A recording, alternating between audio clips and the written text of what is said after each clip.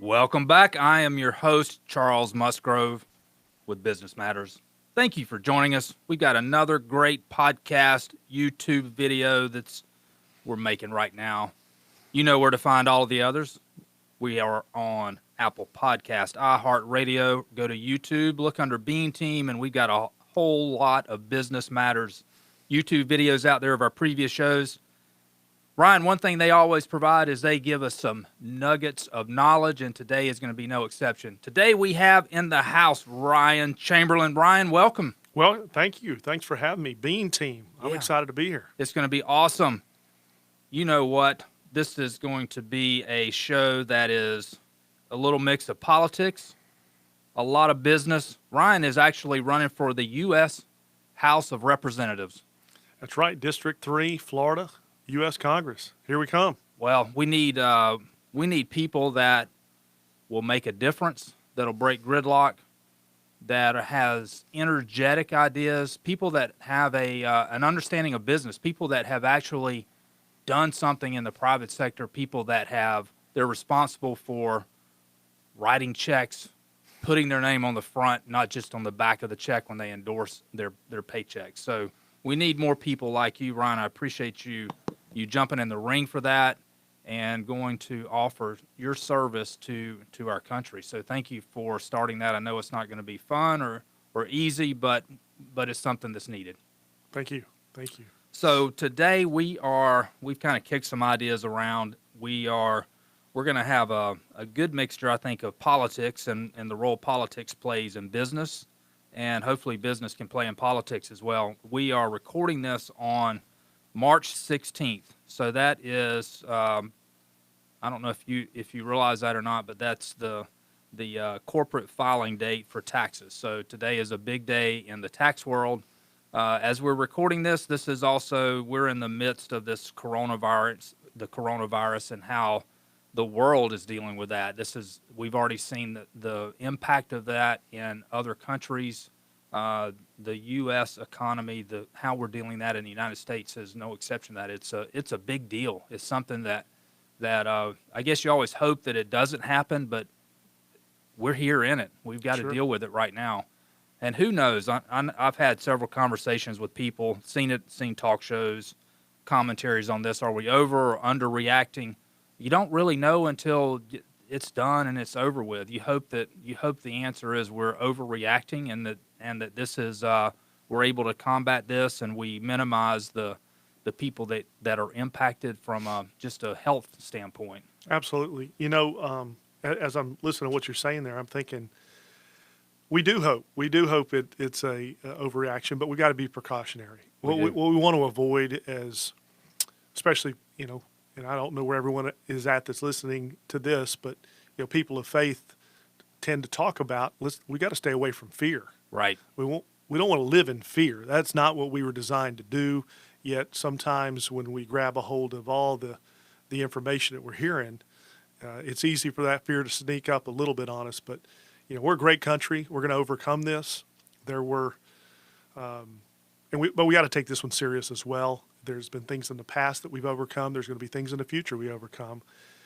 And the market tends to adapt. What we're seeing right now is the market even adapt very quickly to all of these events being canceled. And thank God for technology, because some of those events that we're hearing about all over are able to move online. Right. I was talking with one of the heads of a BNI organization, and they had invited me to come into a BNI group tomorrow and Thursday. But for the next couple of weeks on a national level, all the BNI meetings, I'm guessing from what I'm hearing, are going online. So that's just an interesting way. And not everything can adapt to go online. I get it. There's goods and services that have to be bought and sold. But we are a powerful country, and we want to be optimistic in these times, but precautionary as well. And we're in the middle of it. It is, like you said, March 16th. This is probably all of us are seeing more events canceled right now or postponed than we've ever seen, that I remember as an adult ever seeing. Yeah, it's we were talking about Chick-fil-A is now going to a drive-through only. We've seen the NBA cancel for the year. The Masters tournament has been moved back. A lot of events have been deferred on when they're actually going to take place.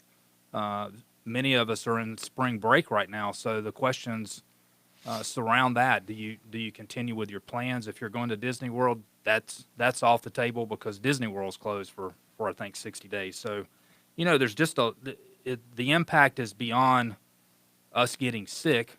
Sure. The impact is let's try to prevent people from getting sick, therefore dying from that, and the financial and the business impact is just it's unfathomable. I mean, Yeah. who would have thought that? But you're right. I think it's I think those of us with faith, there's that plays an important part of not fear, not worry.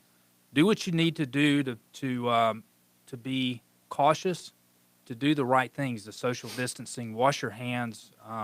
If you're sick, if you think you're sick, be tested and self-isolate, and you'll overcome this. I mean, it's the majority of people that we're hearing, they're overcoming that. A lot of them that we see on TV, their experience is not bad, even going through that. So We were at church yesterday.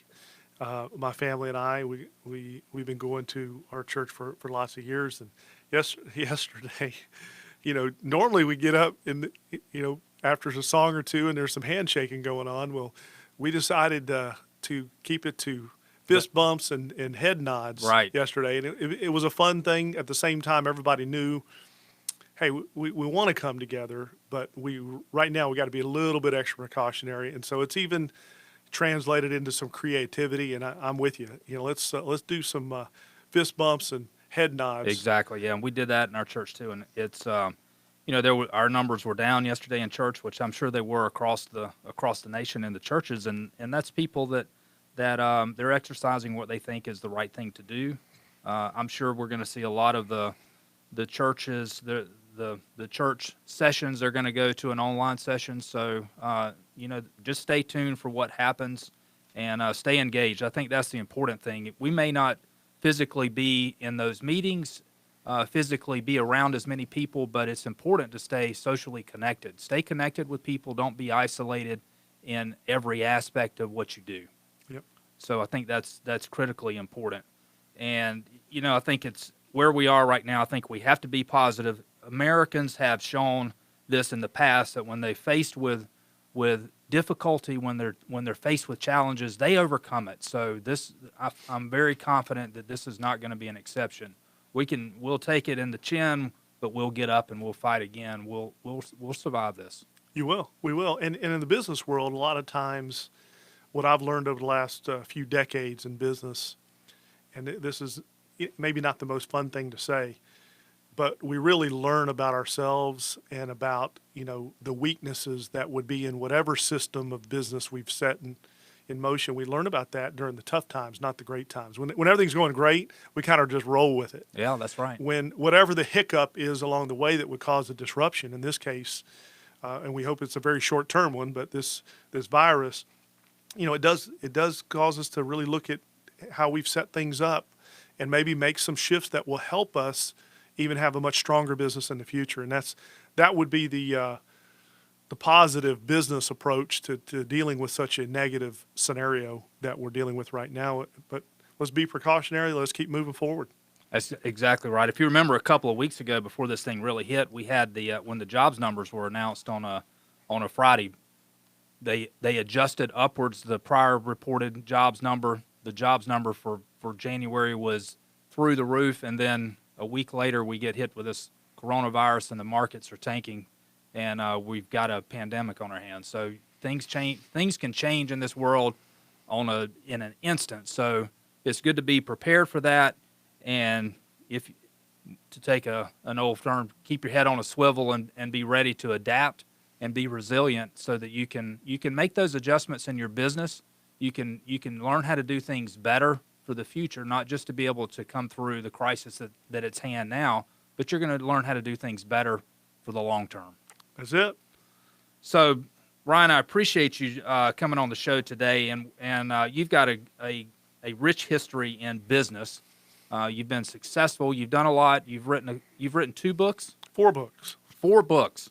So I think if you write books, or if you participate in writing books, then that makes you an expert in some areas. So Well, it could, those that have written it may not feel like experts in all of those areas, but we've had a very good track record with the industries and the businesses that we've been fortunate enough to participate in. And we're able to take some of those ideas and put them into writing. And then we were able to work with, some of the books have been co-written where we were heavily involved in that, where we physically were writing those books, but to be able to write with some powerful co-writers. I see one of the books right here where I had the fortune enough, the benefit to be able to write a book with the late Gary Smalley. He was one time may have been, the number one Christian relationship author in the United States. And you'll see on the front cover of that Micah Huckabee's endorsement.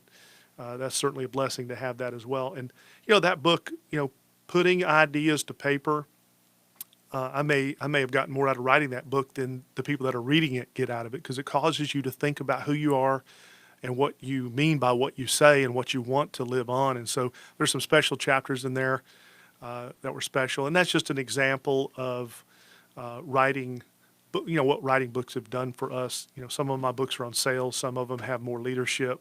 Some of them have more personal development. Some of them have more stories than others. And there's some more coming that haven't been written yet.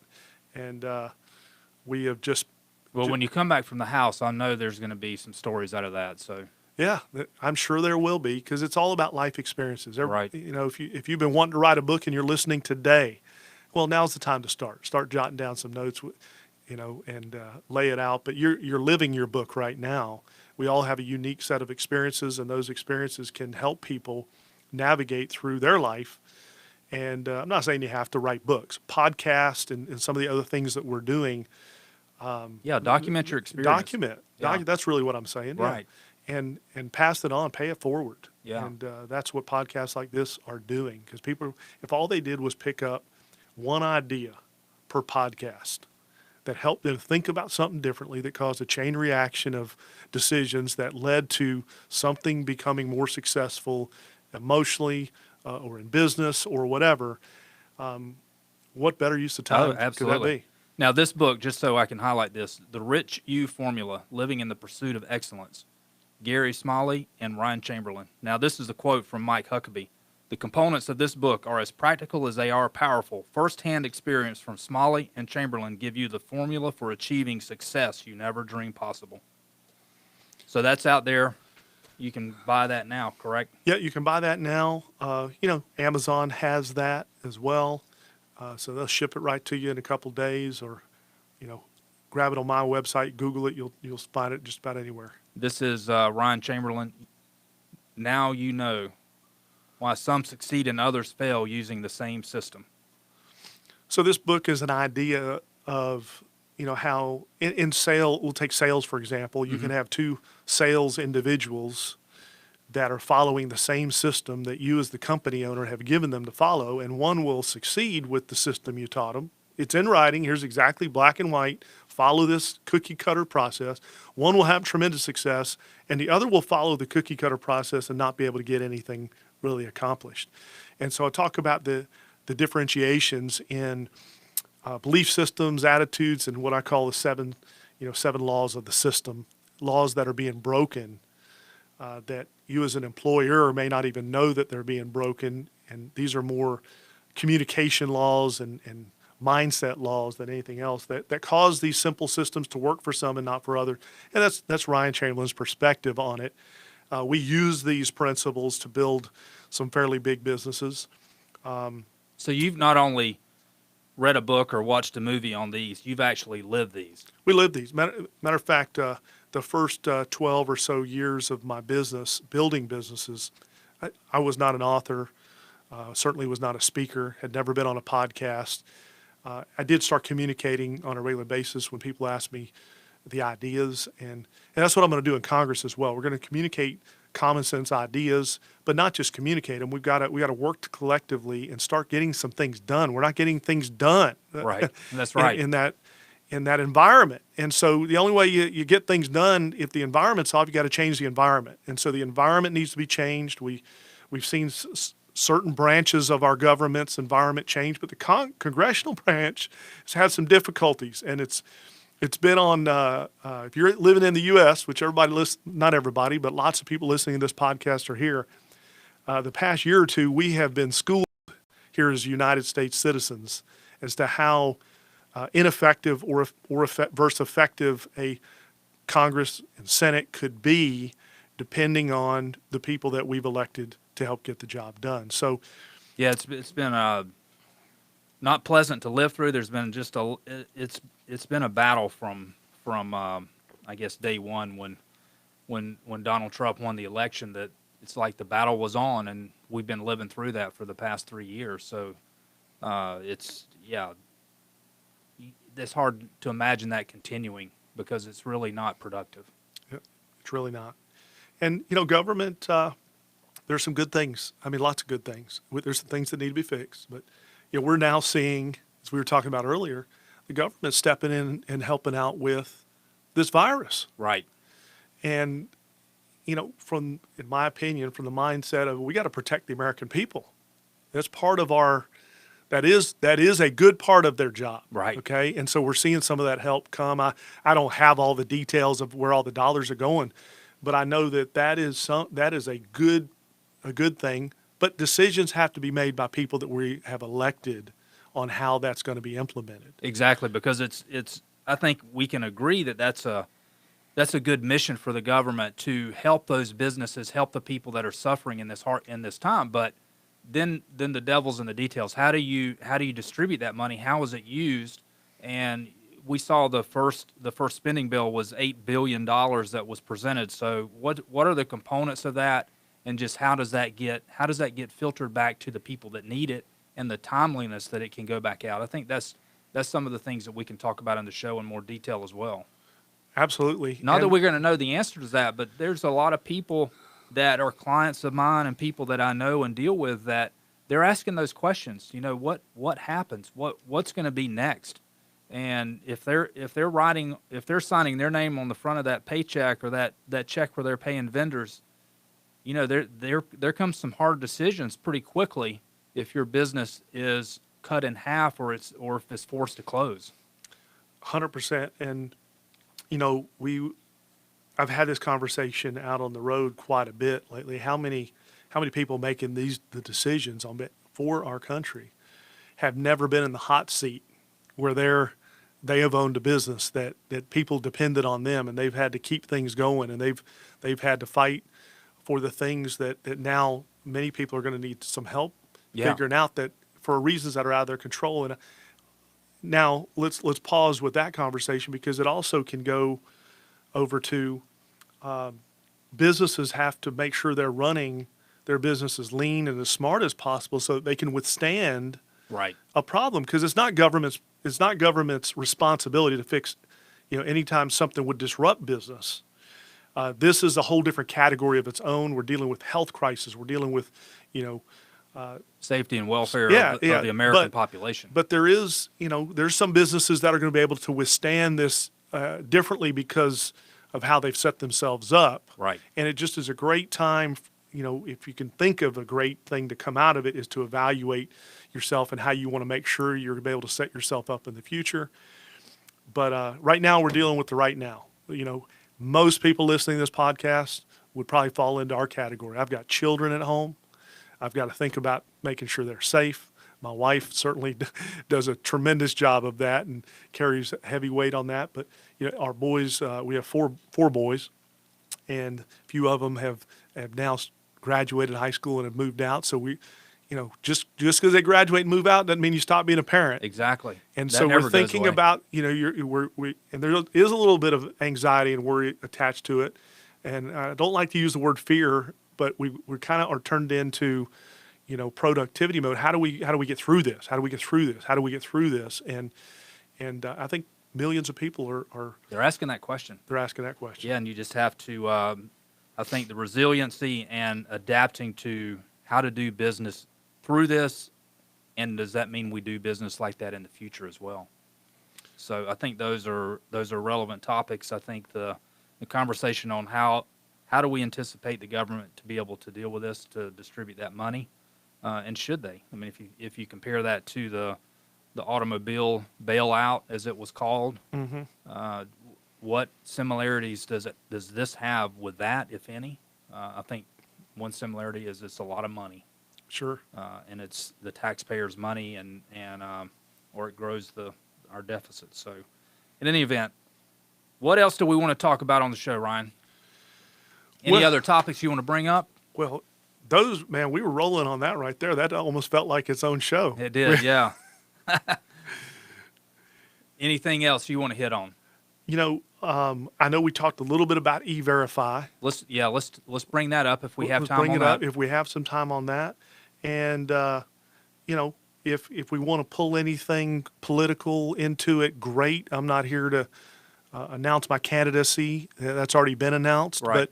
But there are unique perspectives because I mean, tomorrow in Florida is primary. Right. I mean, today's the 6th, tomorrow's the 17th. So we're slap in the middle of that we've never, even had this kind of a crisis as a country going on in the middle of this kind of election. We're seeing major fundraising events go online that would have had thousands of people attending. So, that might be a fun thing to weave in as we go. Even the debate last night, you had the two candidates with no audience.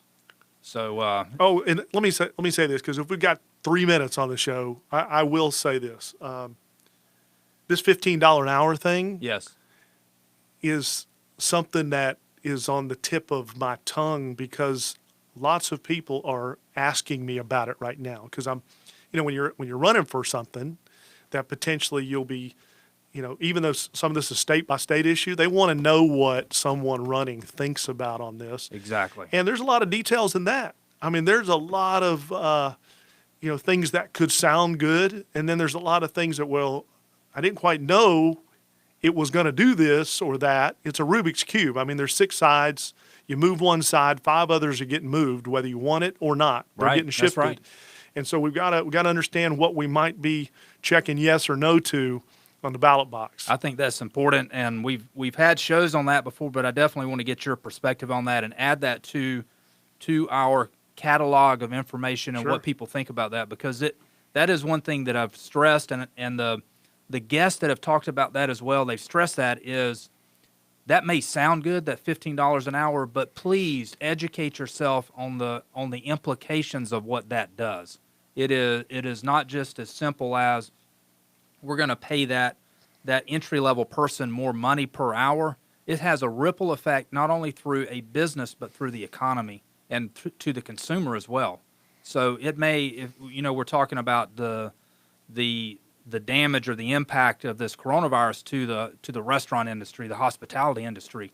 Well, throw that on top of it, where you've mandated that entry-level position is now going to be tied to a $15 an hour minimum wage. That's a dramatic increase in that position, and not only that position, but you've got people that are already employed that they're going to be impacted too. Now you have you've moved up the whole wage scale in your workforce. So it has tremendous effect. Tremendous effect. I mean, and the idea that the companies that would be forced to start paying $15 an hour are going to settle for lower profits, right, is just a misunderstanding. People are not thinking this through. These companies are not going to lower their profits to pay $15 an hour. So Right. the only thing that they can do is raise their prices. It's going to pass it on. And what we're actually doing is giving them a great opportunity to raise their prices, because now they have an excuse to raise them. They may raise them more than they would have if we just left them alone. Right. Therefore, your $15 an hour is now going to be worth less than your current whatever it is that you're making. And that's the potential of the Rubik's Cube effect of messing with that $15. Absolutely. So many things are going to potentially happen. And we've seen a lot of it. In a lot of cases, there's not enough profit to absorb that increase, nor can they pass it on to the customer. So it changes the landscape of the restaurant industry is one that really is impacted. And what it may do is it may force the full-service restaurants to go to a casual dining, so you don't have wait staff. It may force people to use the kiosk, like you've seen in McDonald's and other large chains. Yeah. So it's a less personal dining experience that we're looking at, a more expensive dining experience where you employ fewer people. So I think the statistics will show that that people get paid more per hour, but there's fewer people getting paid. So what really has been the benefit of that other than reshaping the economy or an industry or multiple industries? So we'll see what happens there. I just ask, like you're saying too, is please understand the implications of that. Know what you're voting for before you go to the ballot box, and it's not all just the feel good. Let's do the $15 an hour. So that's good. I think we have a good slate to talk about on the show. So with that being said, John, why don't you play us a little music and we'll jump right into the continued recording.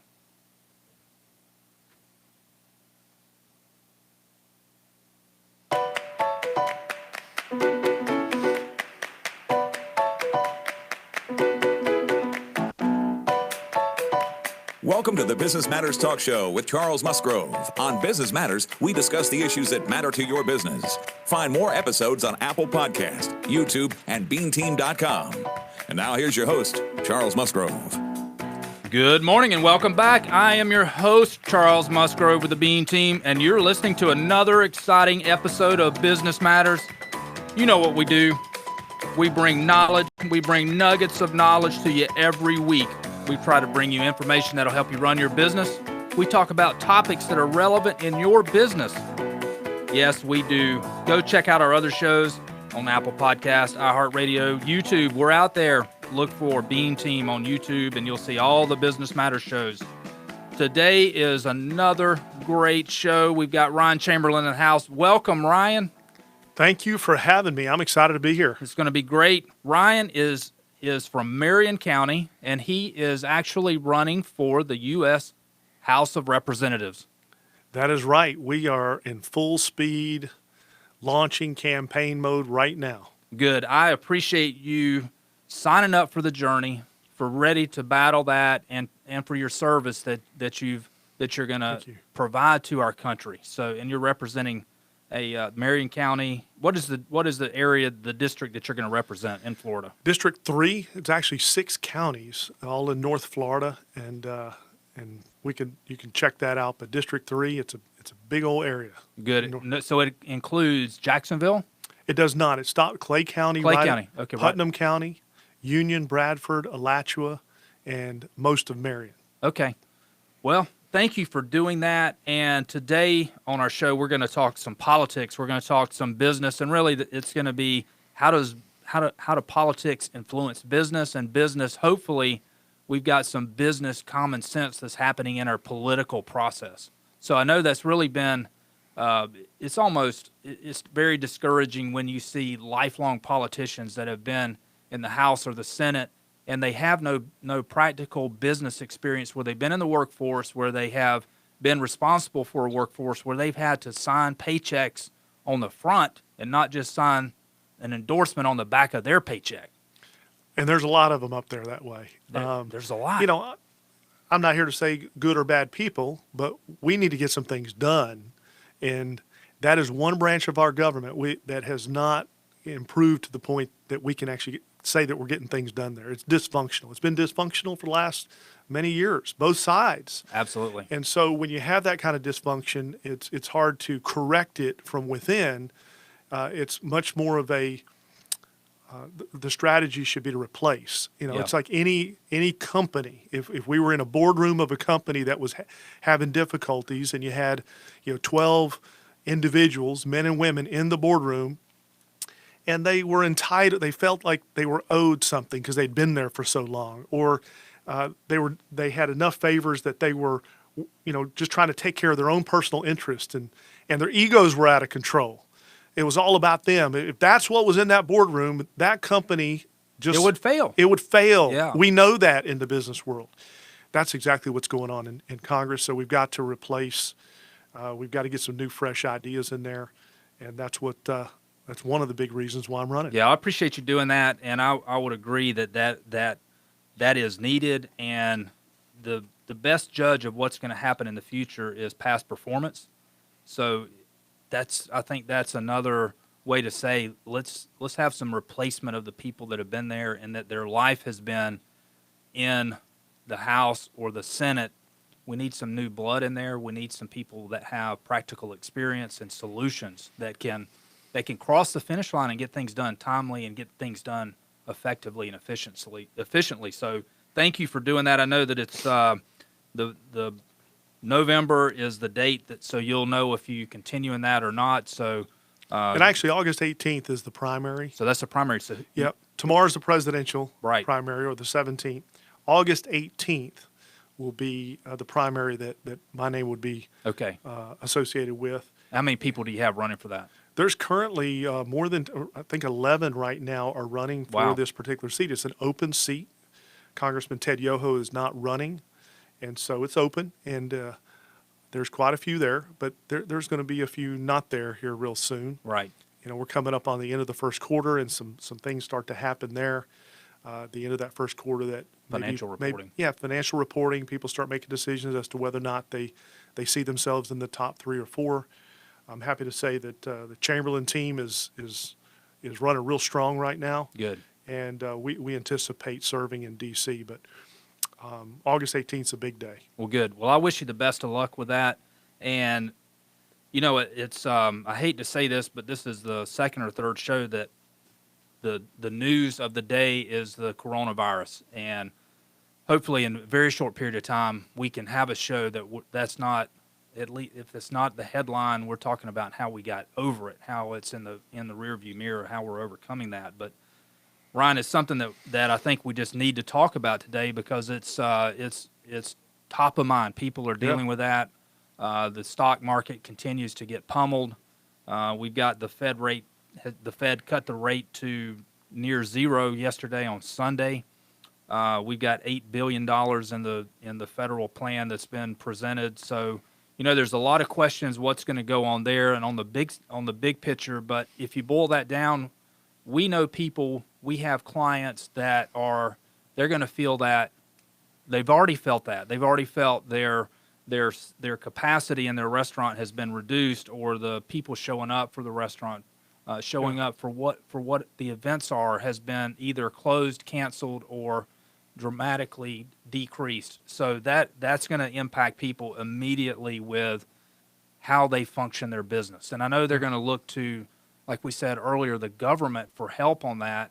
And rightly so. This is justifiably a position where the government should help because we're dealing with public safety, the health and welfare of others.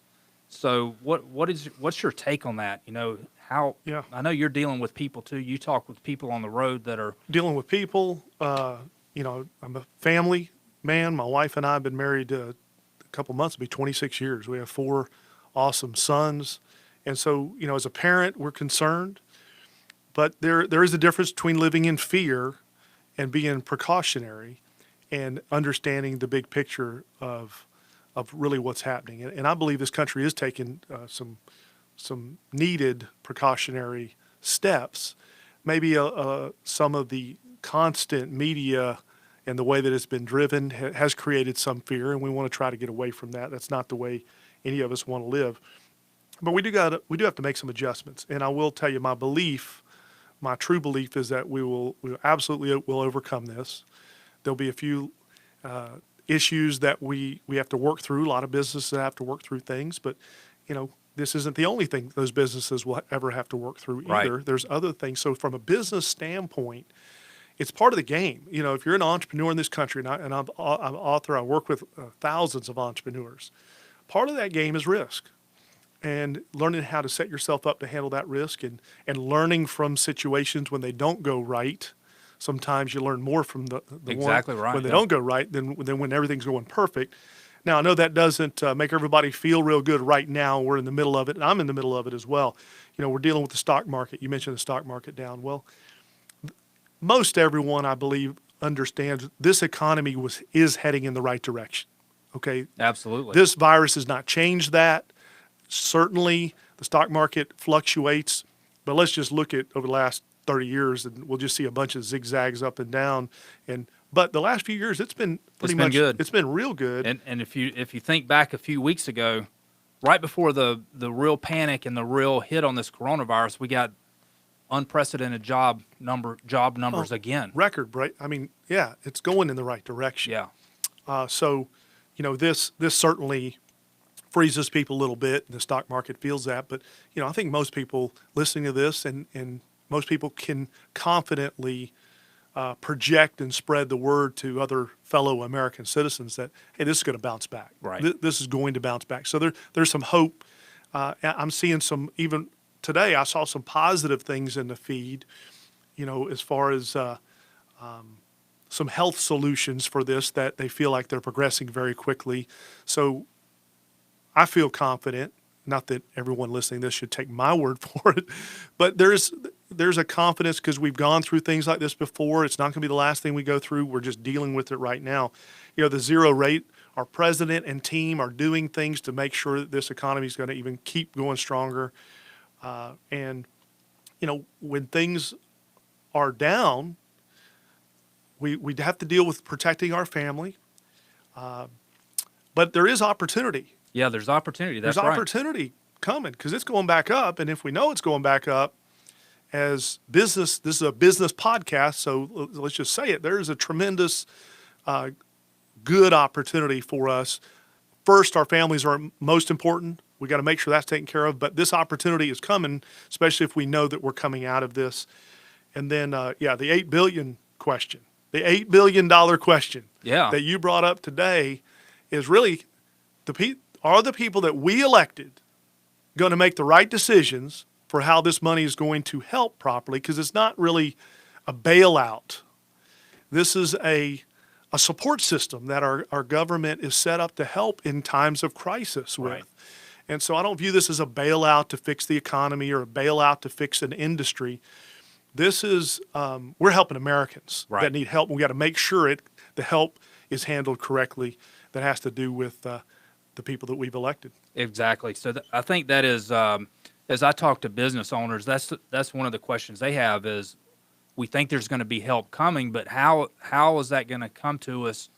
How do we apply for that? How do we qualify for that? And the speed at which it comes, because the business owner has to write the check today, tomorrow, next week, and we know the speed of government is not a tomorrow, next day, next week type of solution. So that does create anxiety. That does create concern. But again, I think it's business owners are resilient. They're going to come up with a way to adapt, to survive this downturn, so that they're in a position to succeed in the future. And business is the survival of the fittest, like mankind. So it is. As bad as it sounds, there may be businesses or industries that do take a hit, but they come out better on the other end, or they create a different or a new business, a new industry that will better serve Americans, that people value that better in the new economy, in the gig economy that we're in right now. 100%. I would say that if I was throwing out advice to business owners, and I find myself talking to business owners quite a bit, don't be afraid right now to seek out advice from somebody in your circle. My guess is you're all connected to somebody that maybe has already gone through the process, because if the government's involved, sometimes we know there's some hoops that have to be jumped through, and they're time consuming, and sometimes they could be frustrating to get, if you don't check this one little box, everything's delayed for 4 weeks. So you want to spend a little bit extra time if you are a business that would qualify for this need, legitimately qualify for the need. Don't spend any time if you don't legitimately qualify for the need. Yeah. We don't need that. That messes with the rest of the system for the ones that really need it. But if you legitimately qualify for it, don't be afraid to call around to other businesses that have gone through the process. And that would be my first approach. That's what I would do. Find somebody that's already gone through it, and get some pointers, and then spend some time, or have someone that worked for me really dedicate them. They may take them a few days, but a few days of dedication to make sure it's done right on the upfront might save me weeks of frustration on the back end. So, yeah, I think that's important, because right now there seems to be a pointing towards the SBA on handling a lot of this money that goes out to the small businesses. So that makes sense, but they're not equipped to handle that, so they'll have to ramp up their department to be able to handle that.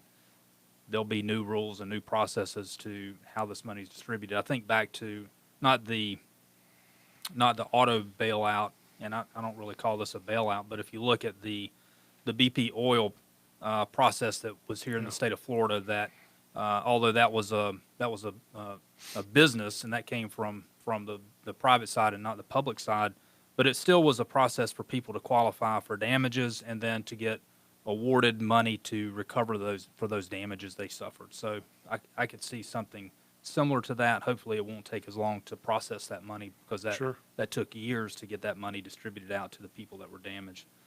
So we have the coronavirus. We just are, there's a lot of questions right now on how that money will get out, the amount of money, the process that it'll take, just the form that it'll take to help those businesses to overcome, to survive, to just to help them through the process. So we don't know what that's going to look like at this point on March 16th. We don't know what it's going to look like. Here's what we are witnessing right now is how creative business owners in America can become. We're seeing people deal with, it's frustrating, but as business owners, they're figuring out how they can conduct business in the way that they could conduct it. Most of them, some simply can't, and those are the ones that would qualify for what we're talking about. Mm-hmm. But we're seeing people use technology in creative ways to keep their business going, keep it alive. We're seeing people, look at their schedules and say, okay, I could take a week off this week rather than a month from now. I was going to take the week off anyway. I've talked to 2 or 3 friends of mine that have thriving businesses, and this may sound odd, but they decided to take the week off. But it's not an extra week off. It's going to be their week off, and they're that's going to their replacement week. That's going to be the replacement week. So, they made an okay thing out of something that wasn't okay. Yeah, I think that's the way to do that. And it's in the business that we have providing accounting services, we're set up to be. We can be as remote as we want to be. We can do all of our work at the beach. We can do it at home. We can do it at the office. As long as we have power and an internet, because all of our files are in the cloud, they're secure, they're backed up, they're encrypted. So we're set up to be able to work in those isolated situations if we're ever forced to do that. So many businesses in the service side are like that, but it's the businesses that do have that human interaction that's going to have a struggle. Sure, and you mentioned a few of them that are. Only drive-through only temporarily, and they're adapting. Right. Businesses are adapting and turning an unfortunate situation into something as productive as they possibly can. Exactly. We've got clients that are in the restaurant industry, and I've already talked to some of the owners there, and what they're doing is a lot of them are going to the drive-through, and we've seen Chick-fil-A do that. They announced they were doing the drive-through only. That's probably an easy fallback for a lot of the restaurants, so that they can keep people employed. They can still provide a service that is needed to the general public. Is people still need to eat. They still need prepared food, and they still value that food and that service. And others, they're either doing the drive-through or they're doing the curb delivery if they don't have a drive-through. So that keeps the business open. That keeps people employed, and it provides a valued service to the general public. So let's support our local businesses. Let's support people. Businesses to keep them going in this time of need. So do what we can to help our fellow business owner, because that keeps people employed, which helps soften the hit that we're going to take right now. So we've talked about it's not a difficult step to go from the coronavirus, look at immigration, even E-Verify. We could bring in E-Verify and the effect that E-Verify may have on immigration, and what that immigration has on the spread of the coronavirus and the protection of our borders. Well, I mean, and we used the words common sense earlier. I think it makes sense. It would be common sense to me, and I don't have all the data numbers, but the stronger border control and security, and that can only help a situation like this. Absolutely. And not hurt it. And the fact that there's been some recent things by not only just our president, he gets a lot of credit for it, but there's a team of people that that believe in this. It's not just one Exactly. person. This is a team of people. We're talking about, generals and we could go tremendous amounts of credibility that are going down this path in support of what our president is saying. And of course, securing our borders, protecting our American citizens is a big deal. I like to think about this border control issue as how my wife would react if she's not a instigator, an angry person at all. She's not someone that instigates any kind of threat towards anyone. But if someone was coming after her kids, she would turn into ultra protection mode, and she would make sure that there were things in place to do whatever she had to do to take care of her children. And I believe the attitude of how we are here in the United States is we don't want to be on the attackers. That's not what this is all about. But it's defending and protecting. It is making sure that at all costs we've done everything we can. We've checked the box that says we're doing everything we can to keep the bad people out. And in this case, we're keeping some viruses out too. I mean, Yeah. we're doing the best we can. I mean, it kind of got in before we could add an extra layer of things. So, but we've clamped it down, and thank goodness some of this stuff has been tightened up over the last few years. And who knows? We don't even want to. Yeah, absolutely. When you think about Border Patrol, it's or border security, I don't automatically leap to let's protect for viruses. Let's try to keep viruses out. No. But man, it turned out that was really important. And when the president did the let's close the transportation from a specific country that had that virus, that made a big difference. It made a big difference, and there's just in these kind of things. I mean, we're tightening down right now. I'm even hearing rumblings as we speak on this date as to whether or not people should be able to, for the next few weeks. I mean, it's not anything that's been locked in solid yet, but there's questions coming up. Should we just stay in our own state? Right. Should we let's just not travel? Nobody's forcing that on us yet, but let's not travel for the sake of this thing. And so if common sense, if it makes sense for us to stay put where we're at and have some borders to how we would think about it, then obviously on a global level, let's just apply it. It just makes sense, especially in this scenario. I'm like you. That is not the reason, but it is a benefit for having, protection. Yeah, West Virginia, since they have no reported cases, they're probably the ones with the border around West Virginia to make sure don't come into my state with coronavirus. That is so it. We touched on E-Verify. So E-Verify has a definite correlation to the immigration. So E-Verify is an attempt or a process to make sure that the people that come across the border that are not U.S. citizens, and even those citizens, that they are truly they're in the system, that they're documented illegal immigrants or documented legal immigrants. Well, and I think we got to close some of these loopholes that, whenever you have a situation, and I know this could go a million different directions, but in this particular situation, we've got abuse.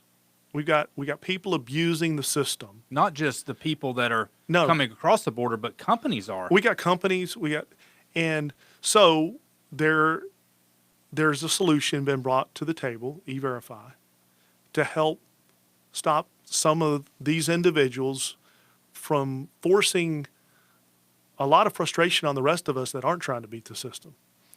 And so it's a simple solution. What I would say is if somebody has a better solution, bring it to the table. Right.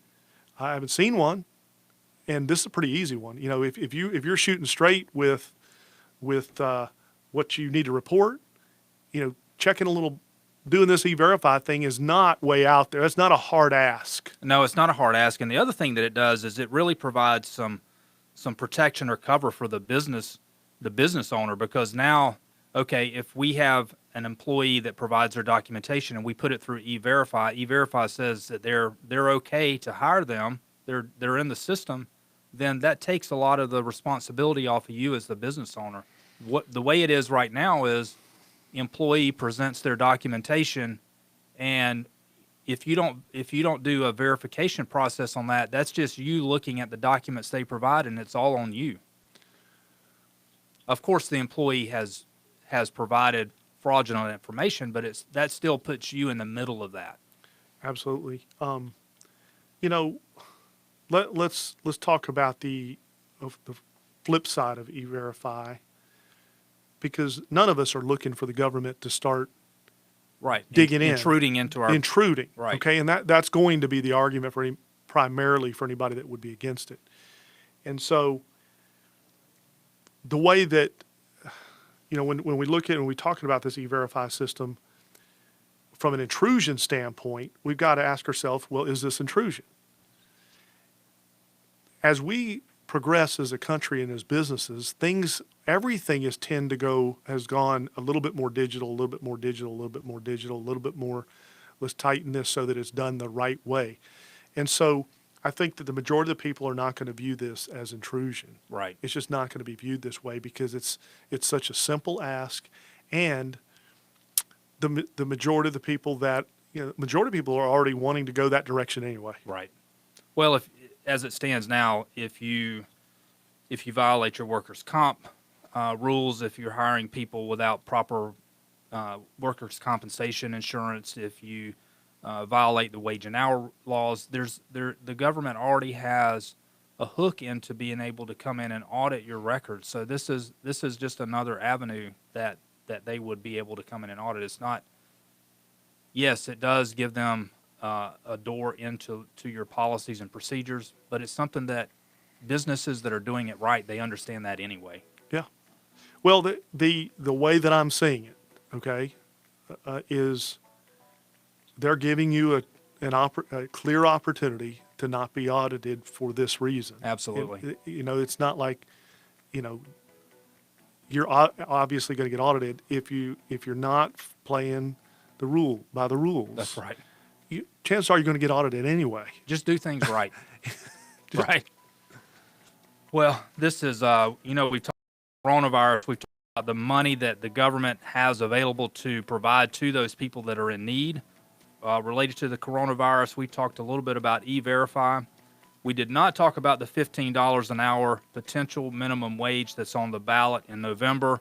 Just a quick shot on that. We're running out of time. Quick shot. Let's let the marketplace take care of that. It's a Rubik's Cube. There's 6 sides. You mess with what businesses have to start paying people. Don't think for any situation that they're going to lower their profits. They're actually going to raise the pricing to make sure their profits stay the same. So we're all going to end up paying more money. It's going to cause this Rubik's Cube effect. 5 other things are going to change. That is the quick nutshell, is let's let the marketplace handle this. There's other things we can worry about than forcing this on our businesses. Good point. I agree. There's a lot to that $15 an hour. People out there that listen to this, please get educated on it. It doesn't turn out as good as it sounds. You've been listening to Business Matters. I'm your host, Charles Musgrove. We've been joined by special guest, Ryan Chamberlin.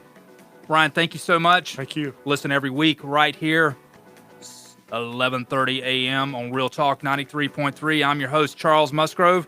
Have a blessed day. Have a great week. Peace. The Business Matters Talk Show with Charles Musgrove is sponsored by the Bean Team. For all your business accounting and tax preparation needs, visit beanteam.com or call 893-7710. You can listen to more episodes of Business Matters on Apple Podcast, YouTube, or visit beanteam.com.